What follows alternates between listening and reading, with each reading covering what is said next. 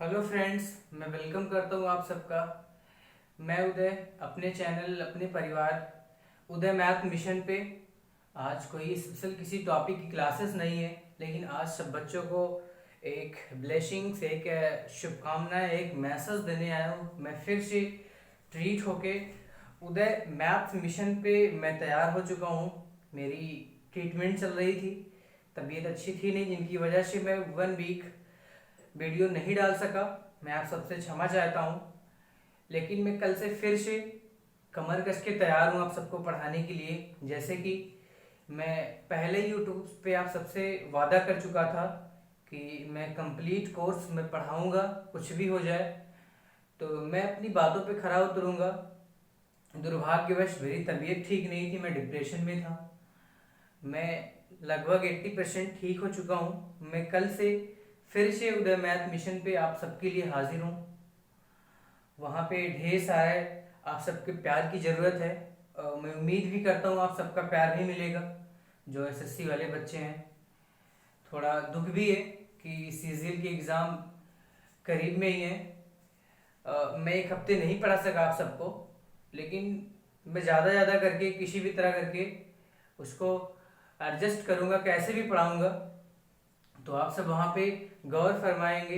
कल सिंपलीफिकेशंस की क्लासेस रहेगी, 40 मिनट की क्लासेस रहेगी। उसमें जो सबसे क्रिटिकल क्वेश्चंस, कैसे क्वेश्चन बन सकते हैं एग्जाम में, वो सारी चीज़ें मैं क्लियर करूँगा, छोटे से लेके बेसिक से हर कुछ। जो कमज़ोर बच्चे हैं, जिनको बिल्कुल नहीं पता है कि सिंपलीफिकेशन होता क्या है, मैं हर कुछ लेके वहाँ पे आप सबको समझाने की कोशिश करूँगा। हर कुछ आप तक पहुँचाने की तक कोशिश करूँगा। बस केवल आप सबके प्यार की ज़रूरत है। आप सबका प्यार और स्नेह मुझे चाहिए, ताकि सपोर्ट मिलेगा तभी मैं पढ़ा पाऊँगा आप सबको। मैं बिल्कुल ट्रीटेड हो चुका हूँ, सही हो चुका हूँ। कुछ दिक्कतें, कुछ परेशानियों के जरिए मेरी तबीयत अच्छी नहीं थी, जिसकी वजह से मैं नहीं पढ़ा सका एक हफ्ते। मैं ठीक हो चुका हूँ। मैं आपको बिल्कुल पढ़ाऊँगा। जो एसएससी वाले बच्चे हैं, चाहे एसएससी के हों, चाहे वो रेलवे को हों, या बैंक की तैयारी कर रहे हैं, वो इस चैप्टर सिंपलीफिकेशंस को बिल्कुल पढ़ सकते हैं। उन सबको बिल्कुल यहाँ से फ़ायदा मिलेगा। केवल इससे भी पहले आपके एग्ज़ाम नियर में है, मैं आप सबको ये बता दूं कि अगर आप अच्छे से तैयारी कर जाते हैं तो ये एग्ज़ाम जो एसएससी के हैं, रेलवे के भी हाल में चल भी रहे हैं, एनटीपीसी के 7वां फेज चल रहा है, उसके बाद मेंस के एग्ज़ाम होंगे। सारी क्लासेस यहाँ पे कराई जाएंगी आप सबको। सारे बच्चे यहाँ से विजिटिंग करें। जैसे जैसे क्वेश्चन उठ रहे हैं, जिस तरह क्वेश्चन मैं भी कई बार दे चुका हूँ एग्जाम्स को क्लियर करते हुए भी, ठीक है, बट ज्वाइनिंग नहीं हो पाई। इसलिए आपका अपना अंदाज मैं लेके आया हूँ। मैं हर कुछ चीज़ें यहाँ पे क्लियर करूँगा। केवल आपका सपोर्ट चाहिए, आपका स्नेह चाहिए। मैं हर कुछ बताऊंगा यहाँ पे। आपके पास जो गोल्डन व्यू है इस बार एग्जाम में बैठने का, अपियर होने का, एग्जाम क्रैक करने का, वो बिल्कुल मत जाने दो। नहीं तो अगर समय निकलेगा बेटा तो आप बिल्कुल पछताओगे, क्योंकि समय का ही फंडा होता है हर जगह पे। आप इससे बिल्कुल मत खेलो। एक तरह का मोटिवेशन समझो आपके लिए, जो आपके जहन में एक तरह की अवेयरनेस पैदा करे कि आप पढ़ाई करो, कैसे भी करो, कैसे भी जैसे बन पाए वैसे एग्जाम को क्रैक करो, क्लियर करो। यहाँ पे आइंस्टीन बनने की कोई ज़रूरत नहीं है आपको, ठीक है। आपको क्वेश्चंस तैयार करके किसी भी तरह एग्ज़ाम को तुम्हें क्वालिफाई करना है, आपको जॉब को अचीव करना है, ताकि आप अपने पैरों पे खड़ा हो सकें।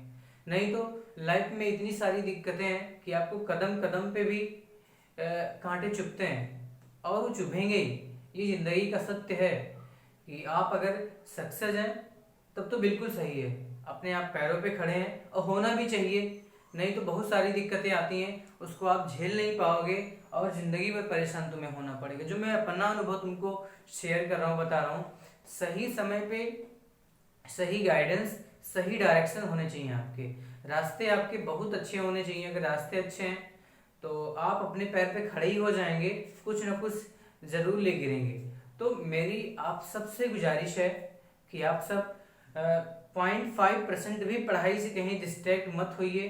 कोई आपका अपना नहीं है, आप थक भी जाते हैं, मैं समझता हूँ कि हर बच्चे डिमोटिवेट होते हैं पढ़ाई टाइम्स में, मैं भी हुआ करता था जब करता था पढ़ाई।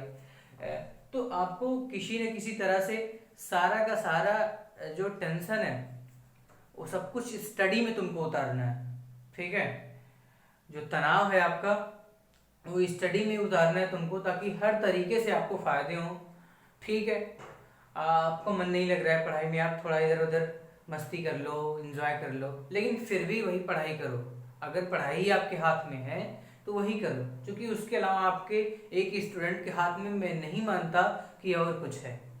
आप समय की कीमत समझे भैया, नहीं तो समय वो कहता है, अगर मैंने मुझको आपने खराब किया, बर्बाद किया, मेरे साथ आपने खेला है, तो मैं अगर आपके साथ खेलूंगा तो मैं आपको बर्बाद कर दूंगा। टाइम ये कहता है बेटा, अगर टाइम निकल जाता है तो आप ना तो कोई प्रोफेशनल डिग्री ले सकते हैं, क्योंकि आप रास्ते से बहुत दूर हो चुके हैं। आप ये चाहते हैं हम 4 साल 5 साल सीजीएल की तैयारी करें, उसके बाद भी अगर हमसे एमटीएस भी ना निकल पाए तो मैं फिर मुड़ के बीटेक करूं, ठीक है, या कोई डिप्लोमा करूं, या कोई और तरह के कोर्सेज करूं प्रोफेशनल। तो बेटा टाइम निकल जाता है, आप बिल्कुल नहीं कर पाओगे, वो समय नहीं रहता, घर वाले भी परेशान करेंगे आपको, पैसे की भी प्रॉब्लम आपके पास होगी, कोई सपोर्ट करने वाला नहीं होगा। सही टाइम पे अपनी वैल्यू समझो, ठीक है, समय की कीमत समझो, बिल्कुल खराब न जाने दो समय को, ताकि आप हर चीज़ें अचीव कर पाओ टाइम से।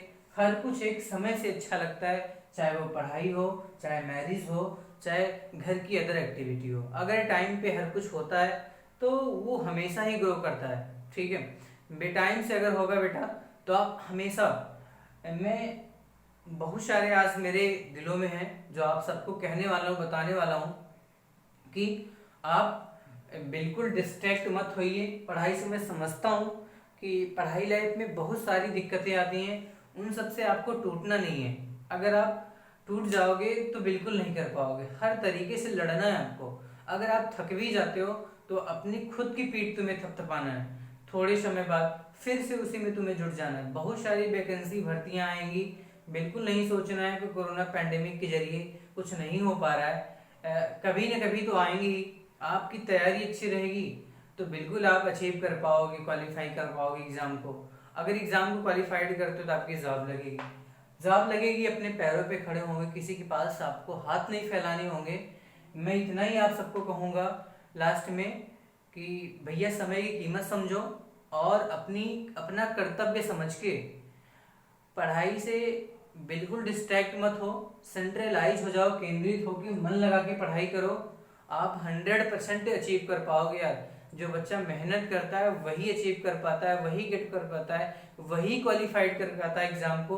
बाकी भीड़ तो बहुत ज़्यादा है, ना पढ़ने वाले के नंबर बहुत ज़्यादा हैं, वो केवल फॉर्म के नंबर बढ़ाते हैं, पढ़ते नहीं हैं। जो बच्चे पढ़ते हैं 1 2 3 कुछ भी 4 5 करके एग्जाम देते हैं, कहीं ना कहीं अपनी जगह बिल्कुल बना लेते हैं। जहाँ तक मेरी स्टडी करती है, कितने सारे बच्चे मेरे इंस्टाग्राम पे, टेलीग्राम पे कहते हैं सर तीसरे अटेम्प्ट में मेरा हुआ, मेरा 5वें अटेम्प्ट में हुआ, मेरा पहले। सबका पहले में नहीं होता है, वो लक बाई चांस है कि पहले अटेम्प्ट में किसी का हो जाता है, बट सभी का नहीं होता है, ठीक है। तो इसे टूटना नहीं है कि मेरा पहले नहीं हुआ, दूसरे में भी नहीं, तीसरे में भी नहीं हुआ, ठीक है। आपको पैसेंस रखना है, धैर्य बनाए रखना है। अगर आप गवर्नमेंट एग्जाम की तैयारी कर रहे हो तो आपको पैसेंस रखना है, धैर्य रखना है। एक ऐसा एग्जाम होता है जहाँ पे टाइम लगते ही हैं। किसी के 100 में 10 या 2 3 के हो गए, पहले अटेम्प्ट में निकल गए, ठीक है, वो लक बाई चांस होता है, ऊपर वाले की कृपा है। बाकी इतने जल्दी नहीं होता है बेटा, क्योंकि हर चीज़ें तुम्हें पढ़नी होती हैं, हर सारे सब्जेक्ट पे अपनी कमांड बनानी होती है। जब आपका कंप्लीट नॉलेज हो जाता है, आपकी प्रैक्टिस खूब अच्छे से हो जाती है, तो आप एग्जाम को क्रैक कर पाते हो। फिर 1 2 3 अगर किसी भी दोगे, कितने बच्चे ऐसे हैं 3 एग्जाम देते हैं, तीनों में सिलेक्शन हो जाता है उनका, क्योंकि वो उस स्टेज पे पहुंच जाते हैं कि उनको हर कुछ पता रहता है। जो नहीं पता रहता 2 4 चीजें, उनसे उनको ना भी कर पाए तब भी उनकी बात बन जाती है, क्योंकि कटअप 100% नहीं जाता, बहुत जाएगा 75 80 82, बस इससे ज्यादा नहीं, ठीक है। अगर 80% किसी भी एग्जाम में तुम गेन करोगे, चाहे एसएससी सीजीएल के हो चाहे रेलवे के हो, मैं दावे के साथ कह सकता हूँ आपका सिलेक्शन होगा, किसी भी कंडीशन में होगा। ना ही टॉप लेवल की पोस्ट मिलेगी तो लोअर तो मिलेगी, ठीक है। फिर आप जब आपको मिल जाएगी तो आप धीरे धीरे सीढ़ियों पे चढ़ भी जाएंगे। मैं इतना ही कहूँगा कि कल मेरी सिंपलीफिकेशंस की क्लासेस है मैथ की, मैं बिल्कुल अपनी बातों पे खरा उतरूंगा। अभी तक मैं डिप्रेशन में था, मेरी तबीयत नहीं सही थी, जिसकी वजह से वन भी मैं आपको नहीं टीच कर सका, उसके लिए मैं क्षमा चाहता हूँ आप सबसे। बट कल से मैं रेगुलर रहूँगा, आप सब वीडियो पे बने रहना, चैनल पे उदय मैथ मिशन पे सारे बच्चों तक शेयर कर देना, ताकि हर बच्चों तक लिंक पहुँचे, पढ़ सकें और अपने गोल्स को अचीव कर पाएँ। मैं लास्ट में यही कहूँगा आप सबसे कि आप अपने दिलों में मोटिवेशन जगाओ, आग लगाओ, ताकि हर तरीके से पढ़ पाओ भैया।